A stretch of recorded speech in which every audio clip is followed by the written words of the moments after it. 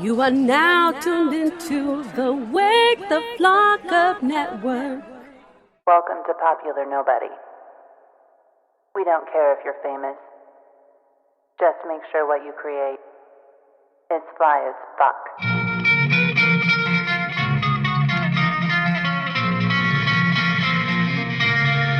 What is this?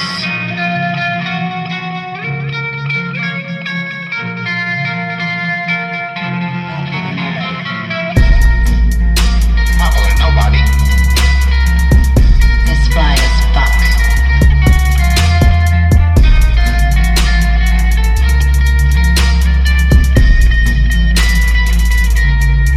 What is this? Welcome to Popular Nobody.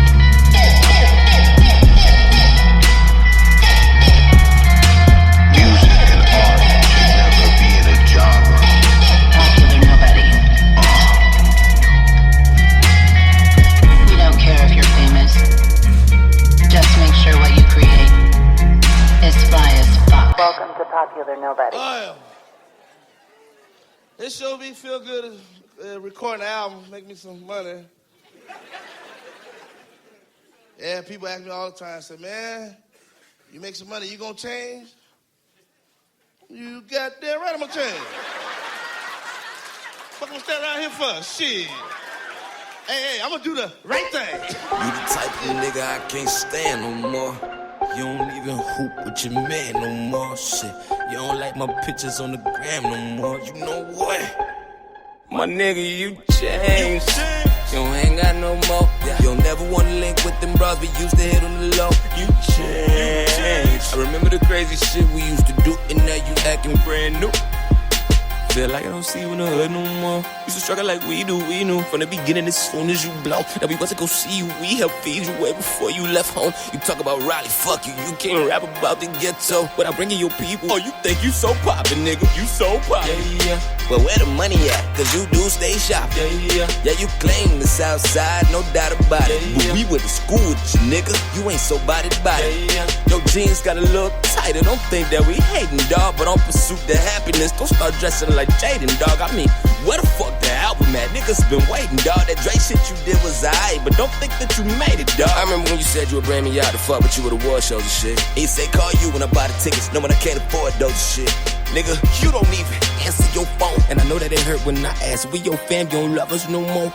My nigga, you changed. You don't hang out no more. You don't never wanna link with them bros we used to hit on the low. You changed. I remember the crazy shit we used to do, and now you acting brand new. Yeah. Now you acting brand new. Welcome to Now you Popular acting Nobody. brand new, nigga. Yeah, you acting brand new. Yeah.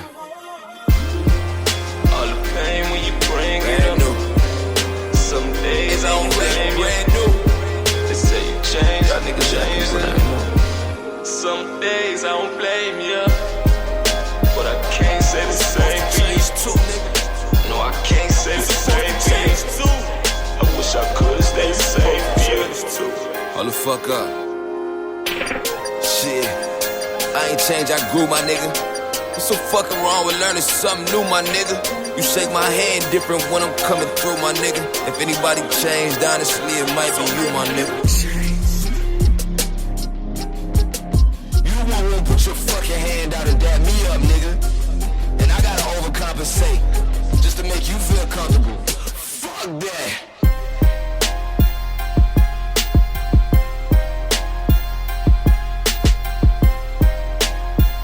Welcome to Popular Nobody.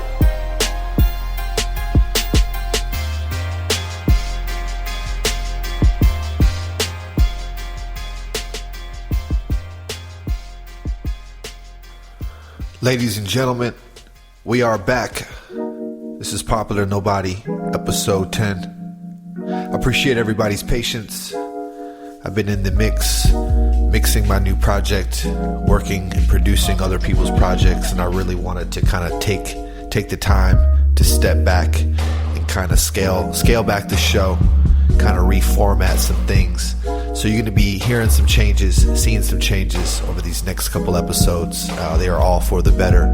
Much respect to Concept 714, Wake the Flock Up Network, and all the other podcasts on that network. I've got a artist by the name of Burnell Washburn. He is from Salt Lake City, Utah.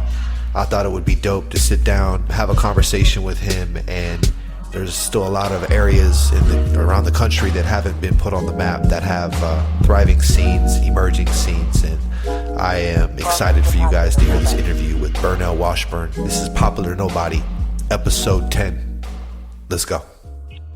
How's everything going with you? Oh, great, man. How you feeling? I'm good, man. Life is good, man. It's a pleasure to have you on the phone. I met you, man, I don't even know. At this point, I think I met you, I don't know, 6 years ago, 7 years ago. I paid attention to your hustle and your drive, man. And at the time when I met you, you were hella young, but like had like kind of like the presence of somebody who had been doing it for a while. For the listeners out there, what city, like where were you born and raised, and what city are you hailing from? Well, first off, thanks, man. I really appreciate that. I appreciate you having me on the podcast and everything. It's definitely an honor with everyone that you've been interviewing and working with, so I'm honored to be a part of this. But yeah, I grew up in Salt Lake City, Utah, land of the Mormons, and I've mostly lived here my whole life. I lived up in Seattle, Washington for a few years, but pretty much started doing music in Salt Lake and mostly born and raised here. You know, one thing I find is I think travel is the best educator. You know, people always have, you know, you can name a city and people will have like their first, you know, just naturally, you're going to have your first thought that's attached to that. I mean, right, I think that's the way it is with anything. So when people bring up Salt Lake City, you know, I think like the first thing is the whole Mormon thing, you know, kind of like the way you addressed it. Yeah, what I love about the city, man, is there's just a really good music scene, at least from my, you know, from the outside perspective. It wasn't entering some, you know, some other world where Mormons rule everything. I think a lot of people have connotations with it being like predominantly all Mormon and everything, and I think that may be the case for the whole state as a whole. But as far as Salt Lake City, it's there's a lot of counterculture, you know, like the religious oppression creates an equal counterculture, and I think that's partially responsible for the reason that there is a lot of creative people here.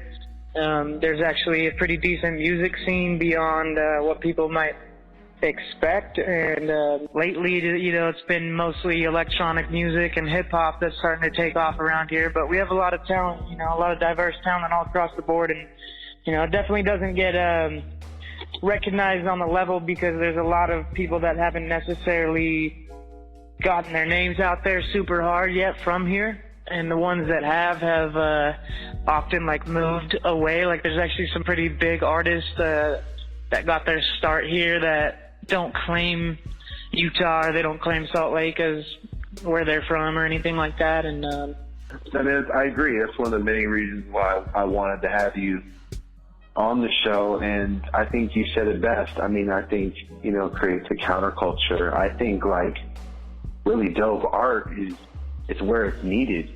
You know, I think sometimes there can be a misconception that like New York and LA is just where all the art is. I think New York and LA is really good at marketing and packaging art. But like there's absolutely no truth in the thing where it's like, well, LA automatically has a better scene than Salt Lake City or in Boise, Idaho. I mean, they're all different. I don't know. From my experience too, I feel like the smaller markets kind of appreciate art in it more and less, which is, it's weird to say, but they'll appreciate touring acts coming to their towns if they live in a small town because there's more to do. You know, there's not a whole lot going on in some of these small towns, so when art and music is around, they tend to appreciate it a lot, whereas the bigger cities like LA or New York, you know, there's so many people doing art that you don't really stand out just because you're making it. You have to actually be really good. But I think it's a double-edged sword, because I think from my experiences, what I've seen in places like LA and New York and even even places like Minneapolis or Austin, Texas, and other cities. Seattle is one of them. I think there's so much talent there that it actually drives up the talent in certain ways because there's more competition. You have to be more original and unique to stand out. You have to be really skilled, like, to get respect in some of these cities, you know what I mean? Whereas like some of the smaller towns, if you're like one of the only rappers or something like that in a small little town, then people might just appreciate the fact that there's someone doing it. Whereas LA, you're just another person, you know, trying to get it. So you have to step your game up in order to shine. You know, I hadn't even thought about it like that. That's an awesome perspective. I think that's very true. Let's play like some of your earlier music, and we'll come back. This is Popular Nobody Podcast. My name is Ariano. We are with Burnell Washburn. We'll be back. Welcome to Popular Nobody. Brothers from another planet. Popular Nobody. Another mother. Let's turn this up loud, y'all. Yeah. This is Off the Radar, featuring Abstract Root by Burnell Washburn. Let's go. I do things my way. There's more like me. Come on. Universal. There's a whole lot more like me. Fly below the radar. Though we're from different places. I've had those thoughts before. As kids, we must have seemed like greasers, kick flipping six stands outside of Little Caesars. Did our research, learned how to drop tracks, kick to the curb on the grind with hot wax. Staying true like I'm under Abe's top hat, Rocky Mountain High on top of the Wasatch. Want that? Grab it. Simple as that, but it's not automatic. Gotta give it all you have. Ab told me I gotta stay out of trouble, cause the damn police will try to shake my hustle. Fight for life, every day is a rumble. Holding these mics like they shake my muscles. Rates rise double, depending on where you go. Raised in the rubble, now these types are in the stereo. Mary blows, round it twirls. I like to thank hip-hop for showing me around the world to relate. Black chicks in the dark leaf, viewpoint to fight for. Outcast in the shadows, like me's 1 billion more. Same frequency and playlist, we're down here off the radar. Though we're from different places, I've had those thoughts before. It's the same movement, raised on Crush Groove, but inspired by the West Coast gangster music. Me and my main lunatics, some got their hammers, then they bang bang with the nickel-plated toolkit. Most faded in school kit, chronic I was able to move it. My temper I was able to lose it. Where we fight for status and the rites of passage, and your life is challenged on a nightly average. Keep running high from that, so you like the cabbage. Embrace the fact that we might do battle. I burn L's when I'm backed against the W-A-double-L. I'm like a tagger by the third rail. You heard tales of a young Ab Rizzle doing herb sales, but you ain't following his dirt trail. What we do is tooth, nail, and gristle. Keep it true and leave you all of the bells and whistles. Move in the shadows, in the dark leaf, viewpoints to fight for.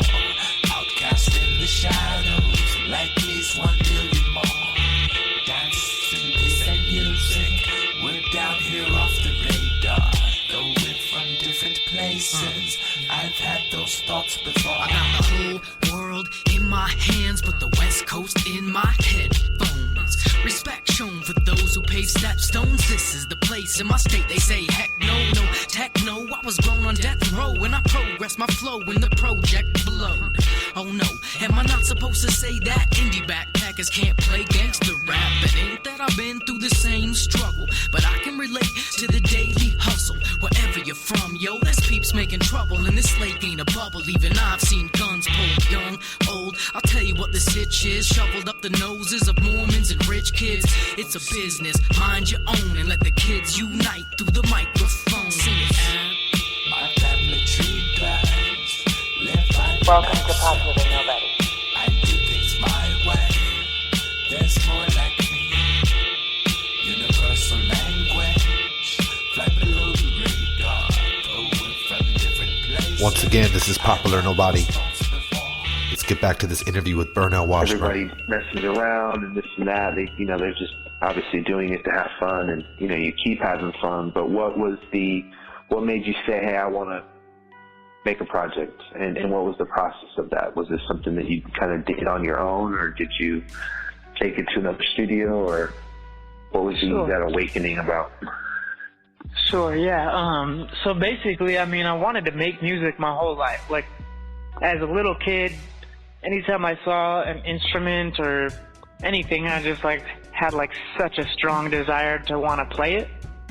Every time I tried to touch one, whether I was like at my grandma's house and tried to play her piano, or we'd go to a friend's house that had like their dad's guitar or something like that, I would try to play it, but I was so terrible at it. Like, people would just be like, "Yo, put that down, stop," and but I like wanted to so bad. It was just like super intriguing to me for some reason. And every time I tried to pick up an instrument, it was just like, it was a struggle for me. Like, I remember trying to reach my fingers around the guitar fretboard, and it was just like such a struggle. And I was just like, I don't know how people do this. And piano like seemed a lot more like complex. Like, I thought I needed to take lessons for years, because some of the other people anyone that I knew that was like decent at it had been taking lessons since they were like a little kid. And growing up in like, predominantly Mormon area, like most Mormons learn how to play piano at a young age, and it's pretty much just like a thing that they all have pianos in their houses. And my friends that were into music, it wasn't that many of them, because I was mostly just into skateboarding and snowboarding, and most of them didn't really play music or anything. But the few that did, had so much more talent than me, like, and more background and knowledge and stuff, so I just felt like there was no point in me even really trying. And I remember going to my friend's house one day who had like a little band, and it was like the first time I'd seen like any friends of mine actually playing real music or anything like that. And it was like, wow, this is so cool. I wanted to play with them super bad. And like, my friend was super nice, and he's like, yeah, you can hop on the drums. And I couldn't keep a beat to save my life.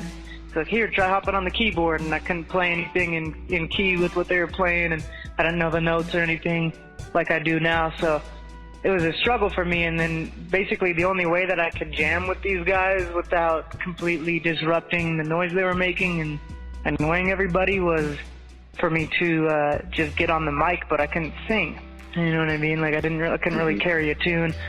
So rapping was basically the only form of music that I could do without being completely annoying, and that my friends would tolerate me doing. So I kind of like started messing around on the mic, and I had always kind of taken an interest in creative writing and poetry and stuff like that. When I was younger, I wanted to be like a magazine article writer for like a skate magazine or something. So I was kind of always creative and had like a knack for writing, but I was just messing around, freestyling on the mic with my friends, and turned into more of a comical thing for a while. Like, we were just messing around, freestyling to make each other laugh and stuff.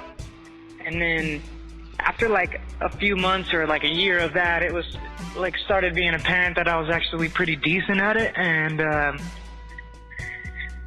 lot of people started kind of knowing me as like the rapper in my high school, because I was like the only one. Like, there was not a single other person in my high school that rapped. And even though I was doing it more as a joke, I was like started getting known as the rapper dude, And so that was like kind of cool, and it was to me, it was like, sweet, this is something unique that like only I do. I mean, obviously, like, there's millions of rappers and stuff, but in my little like niche in my neighborhood or whatever, there wasn't people doing it, so it was unique and it was exciting. And then I took a creative writing class in high school, and I got really into like poetry and stuff. And then for like our final project for that class, they wanted us to either get like some type of like short stories published and bound, or the other option was to record an audio CD.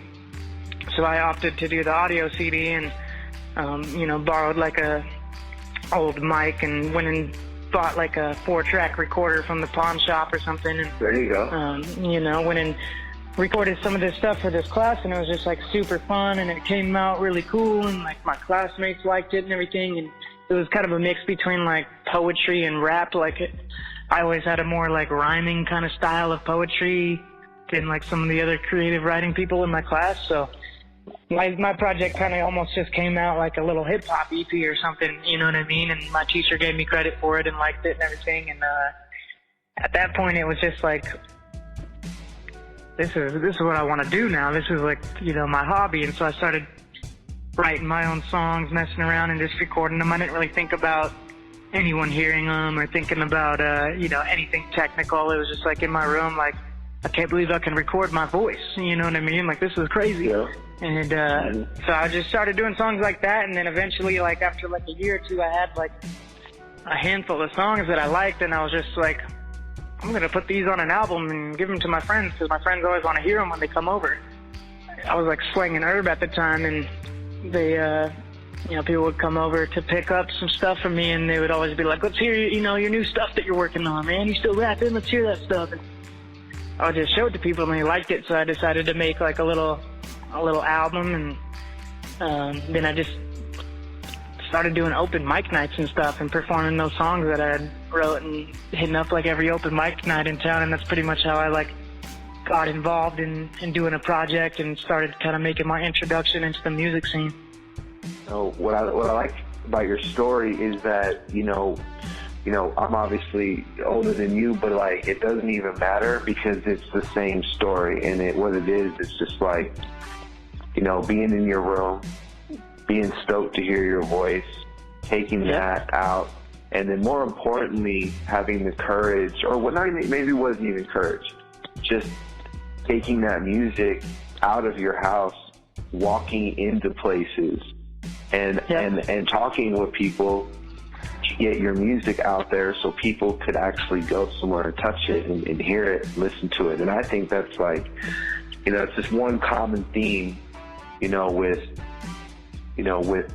for lack of a better term, like the real heads, you know, all have that in them, which is like, you know, by any means necessary, or just like, hey, I want the world to hear it.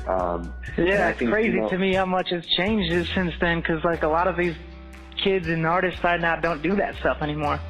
They don't really go play open mics, and they don't really hit the streets with their demos or anything like that. They just post it on SoundCloud, and that's it. And what they do is they miss out on what happens on the way to the venue, and then they miss out on all the awkward silence that you have to figure out how to deal with. And then they miss out on the conversations with the sound guy and the person who might buy you a drink and the dude who gives you a ride if you need one. And that's how, and once again, you know, a lot of these interviews and a lot of the people I work with, it's people I've worked with that I've been out and seen in the world pushing their art, you know? And so, I just big ups to you for that. I think that's dope. Let's play some more of your music, and then we will be back. This is Popular Nobody. My name is Ariano. We'll be back. Welcome to Popular Let's get Nobody. into some early work by Burnell Washburn. This is Origami Swans, Salt Lake City. Popular Nobody.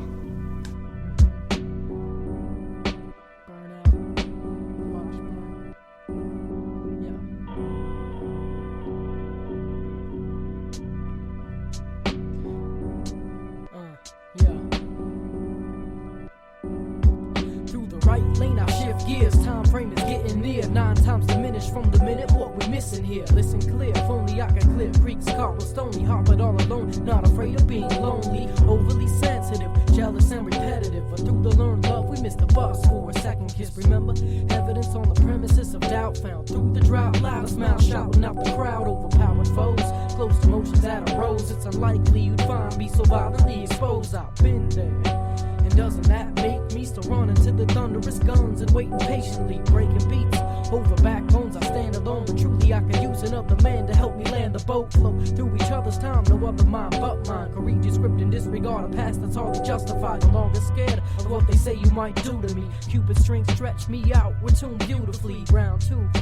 Now what can this amount to? Found you with nothing, now I'm running to the fountain's youth. Another drink, another drop off the brink, hanging tight but hanging loose to what these other people think. Believe intentions are pure on both sides, I'm sure, but really what's the point of running from potential hurt? In the present tense I'm happy, and if that changes things will change, but I'ma take a shot before I redirect my aim. Tell family and friends worries get us nowhere, but I'll take it as a compliment of love just to know you care. I'm over where the folded napkins are stacked fat, origami swans with raps written on the back, most of them about you or how you make me feel. A lot of homies doubt the truth, but all offended this is real till death do us partly. Heartbeats are starting, and art form and honesty will constantly easily departing upon this horizon. Horizons align, and above all else will help the stars start shining again. If my pen could capture everything, I wouldn't have this nasty habit of depending on a dream. Those that I love don't get enough of my time, but need to do my rhyme, so I'm up disrupting night chimes as the bond grows, sacrifices increase. Usually not the type to compromise when I'm on a beat. You came along on the wind song of change, and I had to put it in a song. I want this to stay as long as I can trust you. I promise you can trust me as long as we both rejoice in each other's company. Touching me abruptly in another city's limit, left the pack with one ciggy just so we can spin it. Light me with the soul for drop the match to hold my hand. I'm writing just to hold her in my pages, what our souls demand.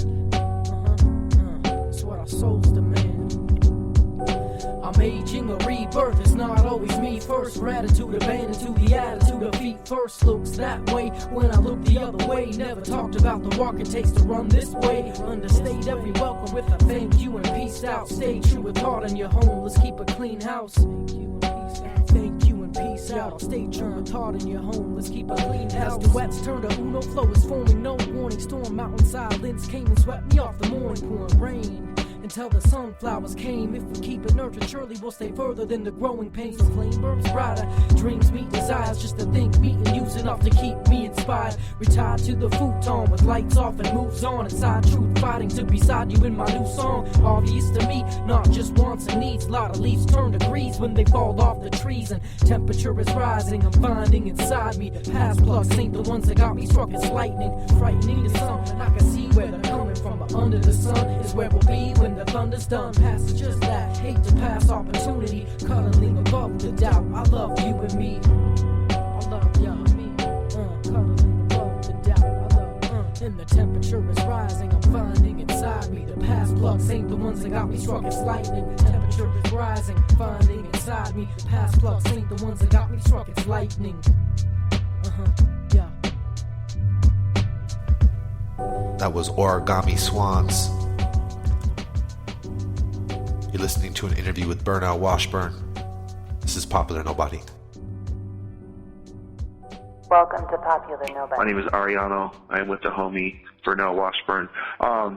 We were talking about, just the process of you becoming an artist, getting your artist out there. I was, talking earlier about, the fact that I met you out in the world pushing your music. I think, the first time I met you was in Colorado. I had heard really good things about you from George Life, and some artists in Salt Lake. What not everybody, even things have changed now, but even then, I think in general, man, there's always that big line that separates artists, and it's the ones who are willing to get in the car and go and do the shows, and there's no guarantee of anything. It's that unknown that really stops most people, whether they admit it or even know it. And so sure. What made you go, man, I got some tunes? Obviously you had been doing local shows, but what made you take that next step to travel out and push your music? Well, actually, speaking of George Life, he's the man, and he had already been doing it for a lot longer than I had, and he's already made connections out of state and everything, and he'd been doing some DIY independent touring and things of that nature. So he actually, I started developing a local buzz to the point where I had enough of a following to kind of bring something to the table. I built up my own following before I even tried to talk to anyone else in the scene. I had, I had consistently 100 to 200 fans coming out to see my performances before I even reached out to any local rapper or anything, trying to collaborate with them, or before I really thought that was just I just thought that's what I had to do. I just thought, okay, no one's gonna even mess with me in any way, shape, or form if I don't already have my own following or have something going for me. So I kind of developed a local buzz, and it got to the point where I was able to kind of do other local artists favors by putting them on shows and having them play for my fans and kind of getting more people interested in their stuff. So I kind of developed some trust and respect locally for that. And one of the dudes that took notice early on was George Life. and he was super cool. And he's just always been a real dude, like about his art, and he grinds like harder than almost anyone I know. So like, he was doing all these DIY tours. Real quick, I gotta cut you off. So, for people who are listening to the show, I want you guys to check out George Life. George Life is, man, I mean, he's everything you're saying. He's just a hard-working dude, but also just has ill music. I'm gonna keep it honest. I ain't talked to George in a minute, but man, he has nothing but love and respect from me. That dude is dope. So please check out George Life, and we're gonna be playing some of his music. We got to do that as well. So back to what you were saying. You built up. Yeah. Long story short, he basically took me on the road. Like my first real out of state opportunity was with him. I had done one kind of by myself. I can't even remember how. I got it through this dude John Mon. He had like a little residency at this casino in Wendover, and Wendover's in Nevada and is right on the Utah border. So it's like it's where everyone from Utah goes to go gambling and stuff, because there's no gambling is illegal here. So they all go to Wendover, which is like 45 minutes or an hour away, to go gamble and stuff. And this local DJ had a residency there, I guess, and he invited me and a couple other rappers to come out, and it was a super whack show, playing at this it was like a strip club, dive bar, bowling alley mixture thing, I don't even know.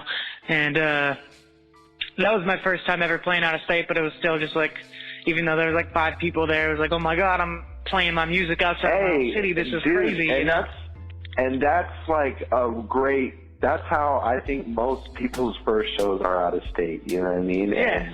And that's great that you feel that. You know, like man, I was the same way. Just stoked to be out of state performing. You know what I mean? Yeah, it was crazy. And I remember like shortly after that, like a few weeks later, George Life was like, hey, we're going to do this event in Boise. And if I remember correctly, there was 2 shows. It was during like a festival type thing. So it's like a mini wannabe South by Southwest type thing that they do in Boise. And, I remember that. It's actually really cool. You know what I mean? And, they have different events going on throughout the city. So I played one show, and George Life just took me, he had no reason to take me. Like, I wasn't bringing anything to the table. He just did it out of the kindness of his heart and everything like that, because he's just that kind of dude. And so I didn't have any fans. I didn't know anybody in Boise or Idaho, period. He took me up there. We played a show, and that first night I met like 6 or 7 different people in the Boise scene, and we hung out all night and had a great time, and kind of just built rapport and built some of my initial relationships on that first night, just having fun with people. And I didn't think of it back then as like, oh, I'm out networking right now, building connections. I just thought like, holy crap, I can't believe I'm playing music out of state and meeting cool people that do music too. This is the coolest thing in the world. Being in the moment. Yeah, and it was just like, damn, this was my dream come true, you know what I mean? And then the next day there was like a rail jam, called the Third Rail Jam, put on by this dude, Timmy Cruz. Those are fun, yeah. Yeah. And I did those through George, actually. Yeah, they're super cool. And they bring out like graffiti walls, a bunch of snowboard features like rails and jumps and different things for snowboarders to jam on and do little competitions on. And they set up like a little stereo system under a tent next to all the rails. So while the snowboarders are doing their thing, they have some DJ spinning, and they do this little rap contest where it was like, it wasn't a freestyle battle, but it was a battle in the sense that each artist got to perform one song, and then the top 3 out of those got to perform one more song later in the day. And then it was based on a crowd reaction, like make some noise for this artist if you think he was the best, make some noise for that artist if you think he was the best, blah, blah, blah. And the winner got to perform an after party that night at a bar in town. And I wasn't even old enough to perform it, but I ended up winning that, and had to sneak into that bar to go perform that. I think I won like $250 cash or something like that, and that like paid for our gas and our hotel, and it was just like crazy, like, you know what I mean? Like, I couldn't believe that I got some cash for doing what I loved. It was like mind blowing and stuff. So it was like way cool to just be, but that wasn't even like the part that was cool. The cool part was just to be out of state, meeting other people that did music too, that kind of opening me up to a new world that I didn't know existed. And, you know, after that, it was just basically like, I'm addicted to this feeling almost, to where I'm just going to do anything I possibly can to get out of state and more places and meet more people like this. Cause now I started realizing there's awesome people that are into similar things all over the world, and I want to go find them. You know what I mean? Man, there you go. Shit, that needs to be on a shirt. There's awesome things all over the world, and I want to go find them. That's how I feel. That's how I feel about life, man. We'll split the royalties on that shirt. Once again, if you're riding in the car, on the train, on a walk, on a workout, put one up. Let's turn this up. This is Burnell Washburn. I make stuff. Popular Nobody. Welcome to Popular Nobody.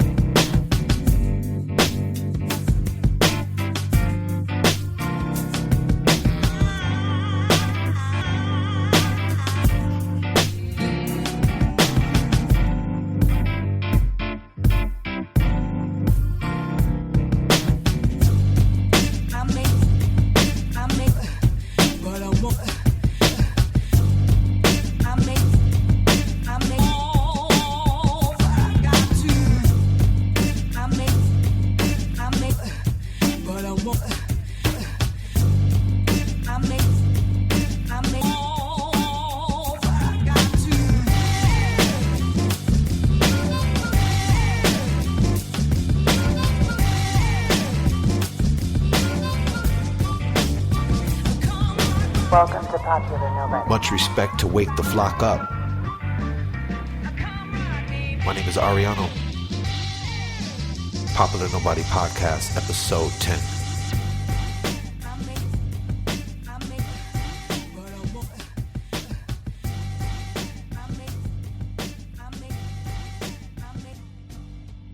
Traveling to me like opened my world up in so many ways because I had lived like a relatively sheltered life up until that, and I didn't travel like a whole lot growing up with my family, you know, like we went to your typical like Disneyland, you know, once or twice and stuff like that, but like I didn't really get to experience like much outside of my own bubble of thinking and my own perspective and in the Salt Lake Valley, which is it's an interesting perspective, and being able to travel around like just really opened my eyes up to like so many different cultures and so many, like, I mean, most of my travels have been in America, so I haven't really experienced the different cultures as much as I would like to yet, but it's still different from state to state in certain little Absolutely. ways.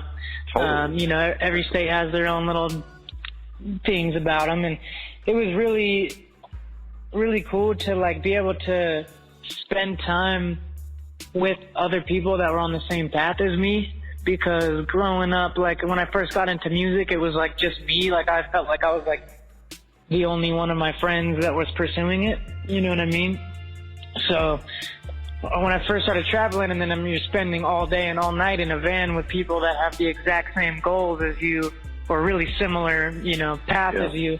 And that was really inspiring. Like some of the best experiences from that have just been the conversations that we've had together in the tour vans and stuff like that. But being able to travel with people that I looked up to for years and really get insight on how they do things. And like, for example, like one of my first major like cross-country type tours was with Abstract Rude. And before that, I had done kind of like a few little DIY tours on myself. And that was the first time like a bigger artist had brought me along with them on a serious level, and you know, where I was direct support and everything like that. And it was such a wonderful experience that I wouldn't take back for the world, just being able to see how someone like that operates. And you know, I'm sure a lot of your listeners are familiar with Abstract Rude, but if they're not, you know, he's a West Coast OG in a lot of ways. Absolutely. He's part of, you know, big influence of mine. Yeah, you know, Project Load, The Good Life, a lot of that stuff. He's always been community involved. He's on Rhyme Sayers Entertainment now. He's done a lot of things that I look up to, and Abstract Rude was the direct support opener on that Atmosphere tour, and Atmosphere was playing at a smaller venue back then. It was kind of before he had blown up out here as much. And so I saw Abstract Rude opening, and that's how I like heard of him. And he was like, I thought he was like super dope. You know what I mean? I loved his set and everything like that. And, then after I had built like a local following and started doing decent hip hop shows, then I got in good with the local promoter who's brought a lot of artists out for years. And one of the artists that he would bring out every couple times a year, whatever, was Abstract Rude. So Ab Rude was coming to play at a local venue called Kilby Court, and he needed an opener. So this local promoter put me in touch with him and had me open for him. And Ab watched my set, and I believe he was with Toki Wright and Musab, and they all watched my set, and they all like gave me a ton of props. Like I was not expecting it. It was one of my first times opening for someone that had some credibility, and I was just mind blown that they even watched my performance. I was mind blown that they like took the time to like say something to me after. And I think we like sat down and smoked a blunt, and Ab was like, "Yo man, like you're really dope. How old are you? Blah blah blah." And I was like, I think I was 18 or 19 at the time, and he probably thought I was like 14 or something because I look a lot younger than I am. But I remember he like wanted to get some weed from me or something, but he like felt bad about asking me because he thought I was too young. But so we sat down and we smoked a blunt and we talked, and you know, he kind of said a few inspiring things, just like, keep going, man, like you got it, like, you know, there's something about your stuff, like just keep doing it, you know. And I was like, I left that really inspired, and then, several months later he was coming back, and he messaged me like this super long message on MySpace. And he was like, hey man, I was like listening to your last little thing that you released. It's really dope, blah, blah, blah. Like, I think you have it, whatever it is, you have it. Like, keep grinding. Like, eventually, who knows, maybe you'll come on tour with me someday. And I was like, holy shit, you know what I mean? And he was like, not to compare you or anything, but I think you're on, like one of the next, like, slugs / ideas / breeds, and not to compare you to their art, but I think you're on, like, have capabilities of being on that kind of a level.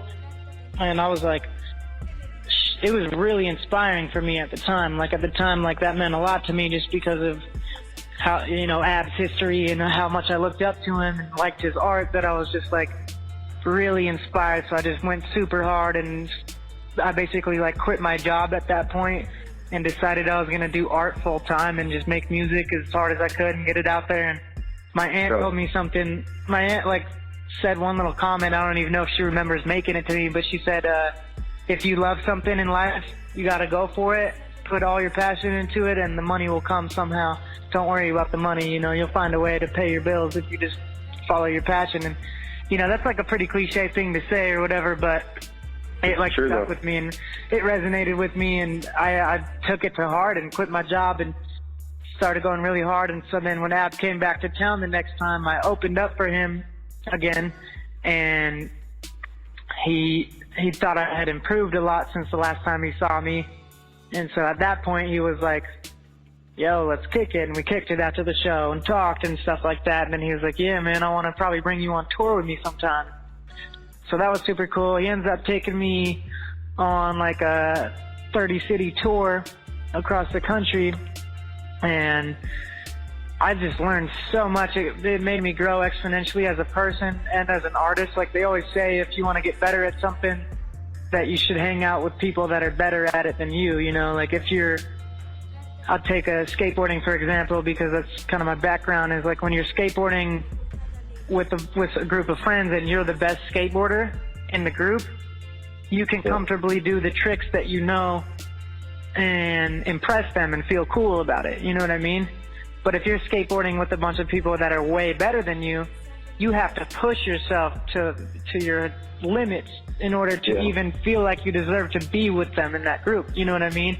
You have to try stuff you wouldn't normally try if you were just the best in the group, impressing your friends, doing easy stuff, So like, to me, it just helped me grow so much, back to your question, and how traveling really shaped who I am today. And I really think just being around people that were better than me, that had, years and years more experience performing than I did, was huge for me. And Ab was the type of guy, he's really constructive if he cares about you. And if you're like, like part of his crew or whatever, he's going to give you real constructive criticism and feedback every night. And, sometimes he's kind of harsh with it even. And like, I think that was really good for me, because he would, if I did something whack on stage, he would call me out after my set, and we'd be kicking in. He'd be like, yo, dog, I really like that you did this. That was dope when you did that, but yo, dude, don't ever do this again. I don't want to ever see you do this. He would name some random thing like I used to be like, when I say abstract, y'all say rude. You know what I mean? And he's like, don't do that. You know what I mean? Like, because he does it in his set, so then it sounds whack. Or like he said, he taught me certain little things that take some people longer to catch on to. So I feel like I was blessed in just some little insights and tips from him, and seeing how he operates with promoters, and how he talks to the agents, and how he talks to the venue, and how he talks to the sound engineer, and like the little things that he does to keep his relationships good with all these different people that are kind of crucial to him doing what he wants to do. Not in a just like fake way, but in a genuine way, being diplomatic in a sense that like, when you roll into the venue, you got to treat these people super well. You got to say thank you. You got to be on top of your game. Like we can't show up late and just be like getting drunk and doing whatever we want. Like we need to be trying to be professional about this and showing them respect, because a lot of them are putting up their personal money to pay us, or, you know, they're going up to bat, taking a risk, hoping that some people come to the show tonight so they don't lose money or something, you know. So I kind of learned some, like, behind-the-scenes stuff that may have taken me longer to catch on to had I not traveled with people like that. And I just really think, like, just getting out there and seeing how different scenes do it really helped me bring a lot back to my community, because there wasn't as many shows going on here and stuff like that. And I saw, like, what I liked about different shows, and that kind of led me to start, like, the hip-hop roots thing that I was doing for a long time here, and bringing the different elements of hip-hop culture together and bringing the community together for the sake of art and stuff. I think all of that was just really a product of my travels. I know that was like a super long, rambling answer, but no, man, that's what the show's about. I mean, I think the shortest show we've had is an hour. Longest one we've had is about 2, and we usually go about an hour and a half, because it's just like, you can't get to know somebody in a soundbite, and you can't really get to know somebody in, you know. Yeah, I like that podcast you did with A+ from Hieroglyphics. I mean, I know Plea too, you know what I mean, personally. Yeah. But just hearing you guys talk for that long and hearing him kind of go off on a few tangents here and there was actually really insightful and entertaining in a lot of ways. Yeah, no, I mean, it's, you know, that's, everybody's got a story, man, and you can't tell the story in 20 minutes, you know. What do you, so, you know, you get those, I think it was really key, you know, bringing, you get these different experiences and then, like, kind of bringing those back home and, bringing that energy and some of that back to your city. Where, you know, is being on the road something that, you know, I know that you recently, like, I know you're a dad, you've got a 2-year-old daughter, right? Almost 2 years old. How do you find the balance with being able to stay out there with your art and also be a dad? That's a great question. I'm glad you asked that. So, basically, when I found out I was having a kid, I thought my life was over, you know what I mean? Like, it was definitely unintentional. I thought I was too young, which, I mean, I really wasn't, but I thought I was too young to be, you know, having one, because I found out when I was 23, coming on 24, you know, I found out I was having a kid, and my music was just starting to finally, like, work out. Like, I was finally able to go tour and come back with more money in my pocket than I left with, which was crazy to me, because my first, like, half a dozen to a dozen tours, like, just put me in the hole. Like, I wasn't getting paid anything for any of the shows, spending all my own money for travel expenses, sleeping on floors, eating Topper ramen or gas station food or whatever I could get. And then it finally started working out, and I was, like, so stoked on it. And then I find out I'm having a kid, and it was, like, earth-shattering. Like, I thought, you know, I wasn't going to be able to do my art anymore. I thought I'm going to have to give up and go get a real job, because the music isn't always consistent, as I'm sure you're, you know, very familiar with. And I basically just thought I was going to have to stop, because, you know, it wasn't an option for me to not be a good dad. Obviously, it was just like, I'm going to step up and do this, even though this is totally a surprise and not anything I wanted. It's a human life that I'm going to take care of regardless. And, you know, I'll stop doing music and go get a job if I have to. So that's the terms I was thinking on first. And then I had a little bit of time to think, and it really started, like, crushing my soul to think about stopping. You know what I mean? Like, I was just like, no, I can't stop. Like, that's who I am. Just because I have to be responsible and be a dad now does not mean that's okay for me to quit my art. For me personally, you know, I respect other people if they have to do that, or, you know, if that's the best thing for them and their family. But for me, it was like, I don't think I'm going to actually be a good dad if I'm not fulfilled and happy within myself and what I'm doing. So then it dawned on me, like, giving up on my art was not an option, and I was going to have to work 10 times harder to make it both work. I was like, I'll have to do whatever I have to do to be responsible and be there for my daughter, and I'm gonna have to do whatever I've got to do to get my music out there too, because they're both, you know, the two most important things in the world to me, pretty much, you know what I mean? And obviously, if it came down to supporting one or the other, my daughter would always win. But I just was like, I started thinking about it, and I thought about, you know, a list of like my favorite rappers at the time, and almost all of them, like 9 out of 10 of them were dads. And 9 out of 10 of them had children while they were still trying to become successful at music. You know, it's not like they had them once they were already rich and famous most of the time. So it was, I was like, wow, you know, if these guys can do it, still make it, then I can do this too, you know what I mean? So that was really inspiring, and I was just like, hey, I'm going to work 10 times harder and make this happen.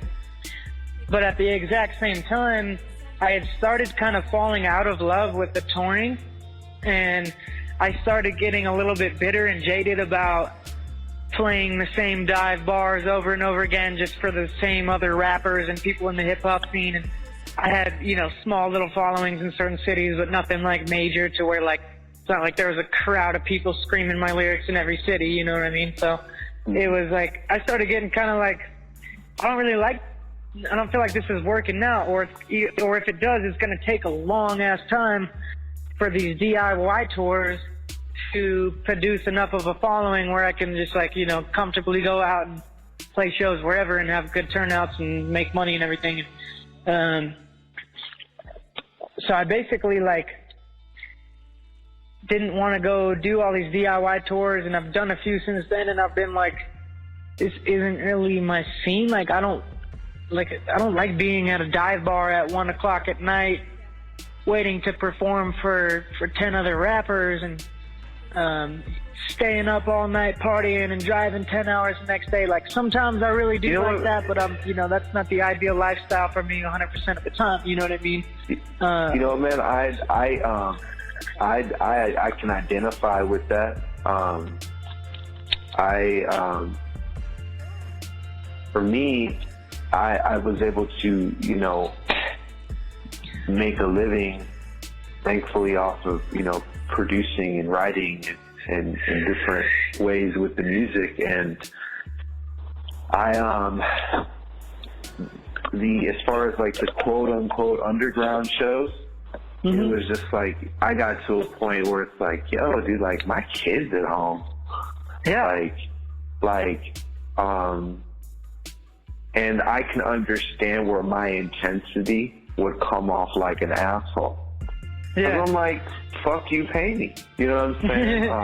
Yeah, I remember just like this last time I played in Vegas, like it was just a few months ago. I was playing a show down in Las Vegas, and I remember feeling like, damn, I'm at this show right now, like supposedly living the dream, and like I'll just kill to just go home and kick it with my daughter right now. I don't even want to play this set right now. And at that point, I started realizing, like, damn, if I'm not out here having the time of my life, then why am I out here?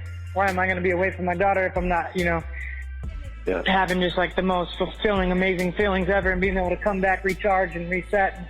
So then it dawned on me that most of the people that are succeeding in music right now are first developing their following online. And I kind of came in at a time where like online was starting to just pop off, but it was still, I was still taking like the more of an old school, like hitting the street team type of approach. Yeah. And then I started realizing, like, there's all these cats that they don't do all these DIY tours anymore for 10 years until they have a following in any given city. Like, they make videos and they promote content online, and then they have these big fan bases. So they go to a city for their first time, and there's a couple thousand people there that know their lyrics. And I was like, wow, that is crazy. That's so cool that you can do that with the internet now. And it dawned on me that, like, I can be at home with my daughter and be there for her full time. Like, I'm a stay-at-home dad. My baby's mama works 5 days a week all day, and I stay at home with my daughter. And it enables me to sit there and hone my craft and try to make my art better. And it's really got me back to a point where I'm focused more on making good art that feels good to myself, rather than trying to do strategic moves that I think are going to propel me forward or make me more Well successful said. or what have you. It's now No. just like, Well cool, I'm said. gonna do art that feels good to me. I'm gonna put it out on the internet. If people like it and I find better ways to market it and promote it, then I will be able to go tour again, and the touring will be more fulfilling at that point because I'll be playing for my fans rather than playing for other rappers trying to get them into my stuff type, you know what I mean? Yeah, I mean, and you're an artist too, you know what I mean? And you like all different styles of music. And so I was telling, like, I say this a lot, like, don't let those underground shows kill you. You know what I mean? And people could be like, well, what are you talking about? It has nothing to do with, like, I'm not shitting on anybody. But it's just like a lot of that is that real underground mentality. And with shows, less is more. You know what I'm saying? Because if you really do the is. right 4 shows, it's way better than doing 40 shows. And like I agree watch 100%. I watch homies who are really super. I mean, yeah, they work hard, but they will work themselves into the ground, and then it's like people want to make you feel guilty, like, well, you're supposed to do it for the love. It's just like, well, I think the love has been established. So I think that, like, it's like the universe rewards you when you're willing to, like, because, like, the MC in me feels like I should have a show every night because I got to let people know what's up. That whole thing, you know? And then, but it's just like, you know, when the universe rewards you and if you're willing to be scared, and then before you know it, you get like a couple of shows that are out of that, and it's for like, example, okay, like, here you go, you know? Yeah, man, that's like the biggest thing I did that shot myself in the foot, and it really kind of killed my following for a while, was just playing too many shows because you develop a buzz in a place like Salt Lake, and everyone's trying to throw shows, and everyone wants like the who's who of Salt Lake on their shows, so the same 10, 15 artists get booked on every show, and I was saying yes to every single opportunity that came my way. Most of them weren't even paying gigs most of the time. I was just stoked to go perform. I always wanted to perform. It felt weird if I went a week without doing a set. And so I was just constantly doing all these shows, and it started getting to the point where it's like, you know, supply and demand. There's a lot more supply than there was demand. And so my turnouts started falling off, and, you know, not as many people were coming out to them. And then having a kid was really a blessing in disguise because it enabled me to step back and think about, like, what am I doing that's not working? Yeah. I don't want to be, you know, no disrespect to anyone, but I don't want to be 45 playing in dive bars for the same crowd of 10 other rappers anymore. Like, that's just not where I see myself. And, you know, I agree. I agree. You know, to some people that lifestyle might be like totally fun and awesome, but for me it was like, I really want to connect with fans that resonate with my music and play like awesome shows, because you know it just feels good when you're playing a show for like your fans rather than trying to play a show for a crowd that's never heard you. So I took a step back and realized, like, okay, I need to play less shows, I need to do more on the internet, and I need to only take like the bigger, better shows, not necessarily like in terms of who I'm playing with or the numbers of people there, but playing shows that resonate with me, that I feel like are kind of like in alignment with the path that I'm trying to go down. So I started doing less shows, and it's been super great. Like, I've been loving it because it's like I have more fun when I do a show because I'm not doing them all the time, and I'm not getting let down by shitty turnouts all the time.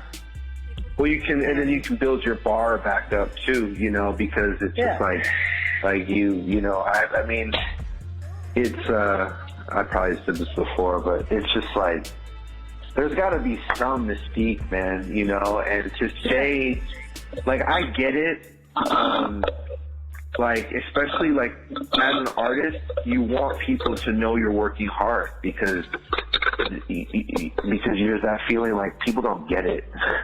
So, like, you want to capture, I prided myself in working super hard for a long time, and now I'm not. Now I'll proudly tell people, like, yo, I don't work very hard. I just work smart. Yeah, no, I'm right there with you, man. Be back. We will wrap this up, talk about what you're up to now and what we can expect from you in the future. Pop it, everybody. We'll be back. Let's get into a remix. Produced by Burnell Washburn.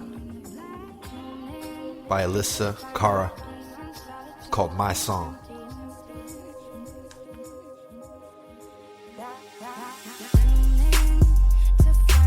Welcome to Popular Nobody.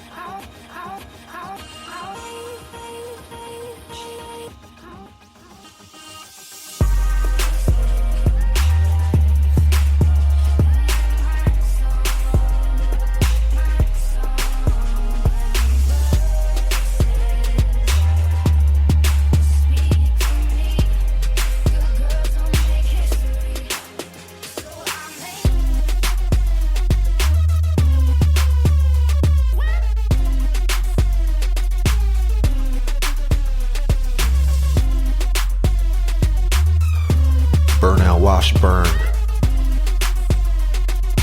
Welcome to Popular Nobody. I'm really stoked on your trajectory, and I think like your approach on being a dad and an artist is, man, like is only gonna like make you a better father and a better artist. And hats off to you for like not being afraid. You know what I'm saying? Because yeah, it's just, you know, all those, and it's, you know, it's natural to be afraid, I think. Yeah, and I definitely wouldn't say I'm not afraid, you know what I mean? Like I am afraid, you know what I mean? Which is, yeah, we're not I think letting it's that important to fear be afraid. dictate you. Yeah, exactly. It's like you feel the fear and you go for it anyway, you know what I mean? There you go. Yeah, that's true, because I'm afraid all the time. You know, like, I don't know what I'm doing.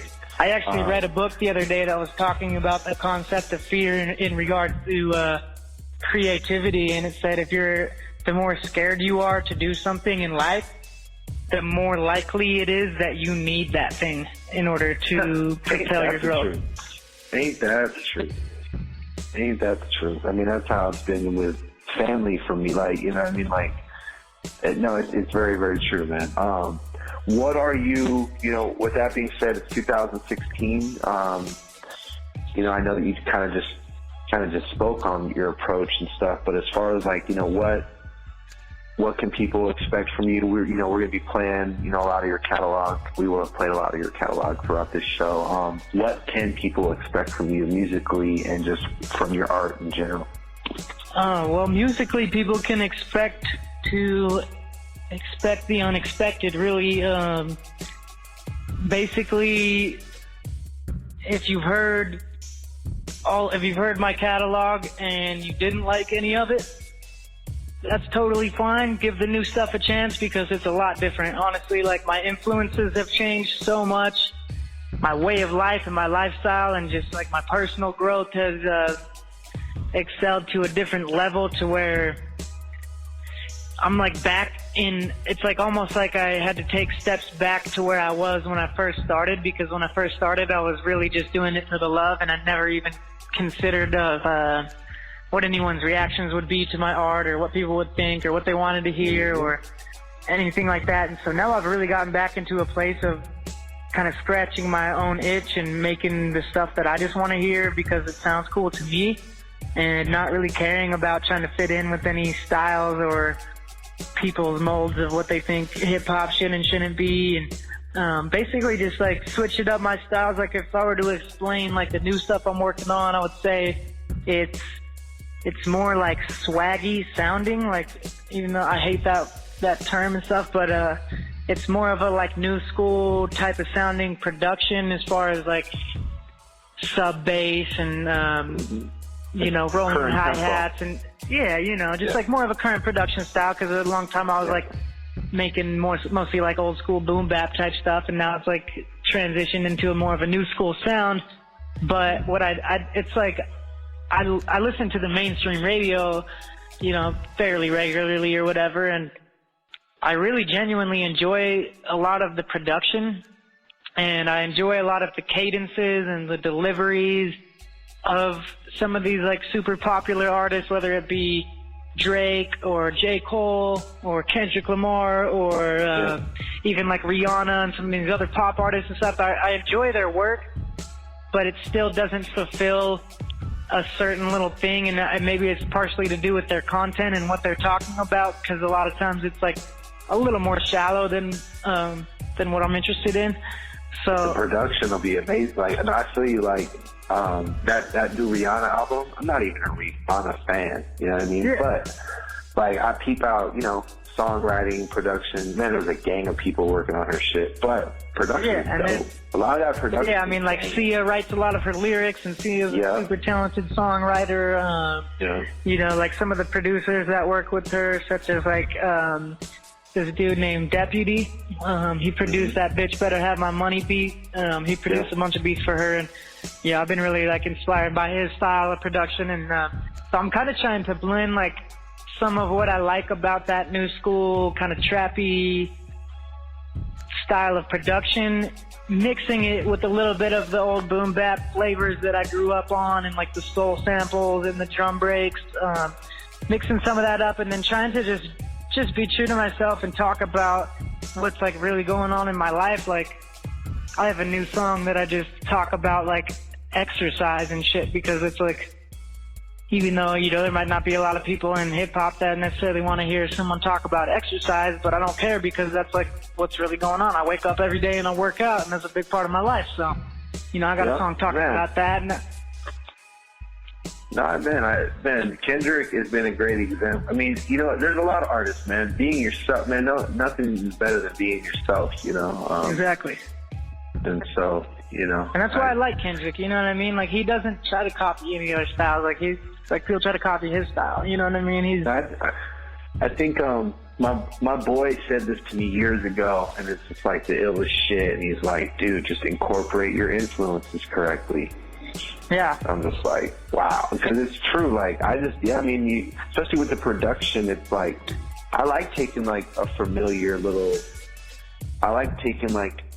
maybe one little sound that's familiar to the current ear palette and throwing it in there, because that's like a color that people like looking at right now. You know what I mean? Yeah. Like, you can get all like, that's not, what is this high and what is this snare, and it's not all, and it's just like, it's a feeling that people are feeling right now. It's about you showing them how you feel it and just incorporating yourself into that. You know what I mean? And it's dope. Exactly.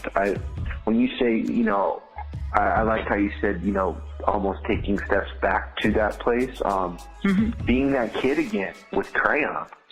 Yeah. Being that kid in his room, left to his own devices, and like I completely, and like, like the older I get, the more I want to return to that.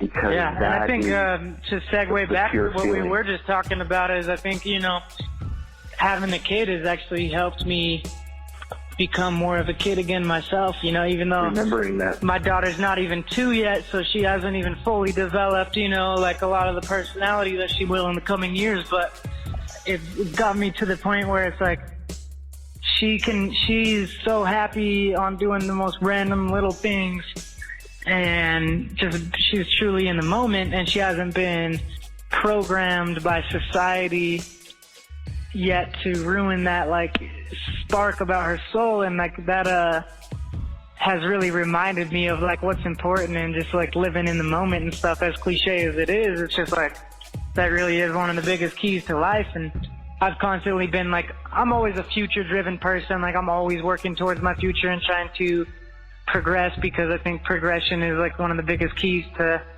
happiness. You know, the more I'm growing, the happier I usually am. But living in the moment is just so key, and being just having fun like a kid again. And like some of the songs I've been making lately have just been like just fun. Like I don't care if anyone likes them or if I ever even release them or not. It's just like if I'm having fun making them, then I'm already successful right there. There you go. That's great, man.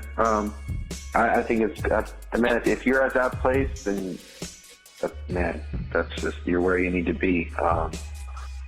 Now, I really appreciate your time. This has been, you know, we've heard a lot of stories about Brooklyn. I think we need more stories from Salt Lake. I think we need more stories from Boise, Idaho. You know, we need more stories from, you know, Santa Fe, New Mexico, wherever. So yeah, because all these cities, like, you know, we were all inspired by Brooklyn, and we were all inspired by LA and stuff like that. And this is the product of that inspiration. And, you know, yeah, it's interesting to see, like, if you listen to, like, I listened to my influences, like, early on, like, Atmosphere was a big influence for me. They're not as much anymore. I don't really listen to their stuff a whole lot anymore these days, but back in the day, you know, listening to them, and it's like, it's interesting to see how, like, Slug from Atmosphere, some of his biggest influences were Big Daddy Kane, LL Cool J, stuff like that. And you look at how different his music came out compared to his influences. And so now it's like these kids are growing up being influenced by Atmosphere, or maybe they're being influenced by Fetty Wap now, or whoever is current now. And it's just interesting to see, you know, where that inspiration is going to lead to, because it's like you get a bunch of people copying the sounds and trying to make the exact same stuff, but then you get, like, years later you kind of see the product of where that inspiration led. And I think a lot of these smaller cities, like you mentioned, like Salt Lake and Boise, Idaho and stuff, I think there's going to be a lot of cool stories coming out of there in the coming years. Absolutely, man. Big ups to Salt Lake, big ups to Utah, big ups to George Life. Maybe this can be a bridge for he and I linking up at some point, and me being able to interview him as well. Much respect to everybody who takes the time to give a fuck. Much respect to everybody, you know, who is afraid, like you said, but doesn't let that debilitate them. You know, I just appreciate everybody who's taking the time to listen. Thank you to Wake the Flock Up Network. Thank you to iHeartRadio. And thank you once again for being on the show, man. And let's work on some more tunes, man. Let's do it. Send me over some tracks. I'll lay some hooks, send them back, do whatever you want with them, man. Let's just get it out to the world. Word, man. I got some stuff I've been working on that's right up your alley, so I'll definitely send that your way. And yeah, man, thank you again for having me on the podcast. I really appreciate it. It's an honor to be able to be a part of the conversation that's ongoing that you're having with all these brilliant different artists and stuff. So thank you again, and definitely look forward to building some more with you in the coming year. Likewise, this is Popular Nobody. Like I always say, I appreciate everybody who took the time to listen to this podcast. This is Popular Nobody. Much respect to Concept 714. Wake the Flock Up Network. Please stay tuned. Like I said, we're going to be having some good reformats, some good changes, some new guests. We're going to stay consistent with the episodes. My name is Ariano. This is Popular Nobody. This is episode 10. Let's end this off with one of my new favorite artists, man. I'll talk about him. Isaiah Rashad. Welcome to Popular Nobody. TDE. We don't care This if one's you're called famous. Smile. Just make sure Let's what go. you create is fly as fuck. I gotta know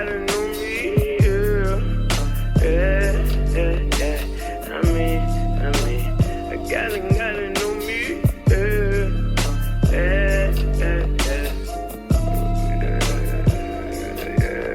Look, they for the block, they for the Kevin and Robin and Rock'em and Tiggy and 40 be quiet. Niggas recording, you wanna talk with the dub and I'm housing that bitch. Bleed it to death, feed on my niggas, then leave it to death. I been so good with this shit, do you live it to die? All them niggas bereaving your steps. Mama, I just wanna shine. Pussy ass nigga gon' lean on the ref. Nigga, I woke up this morning feeling like I don't be needing myself. I'ma get bigger than who kid? Who can go harder than Mac? Put the lasagna in my back. I'ma go harder though, Look at the murder go. Smoking the artichoke.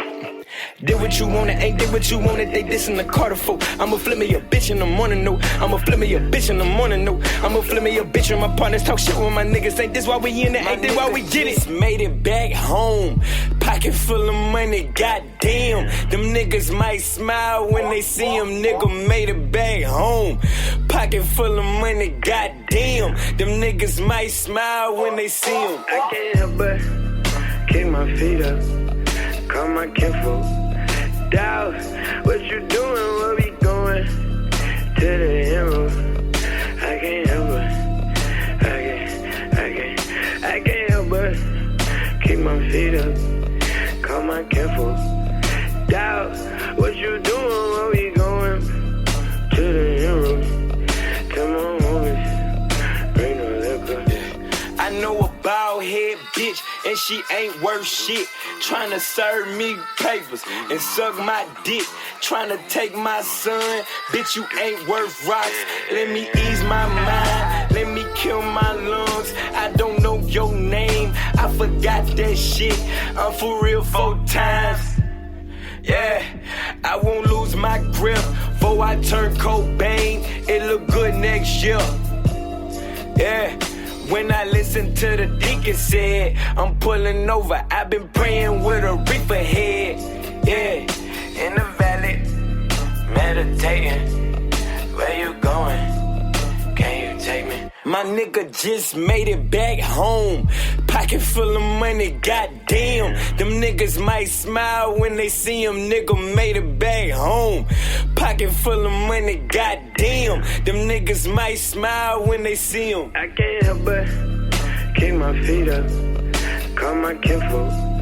Doubt, what you doing, where we going? To the hero. I can't help but, I can't help but kick my feet up, call my kinfolk.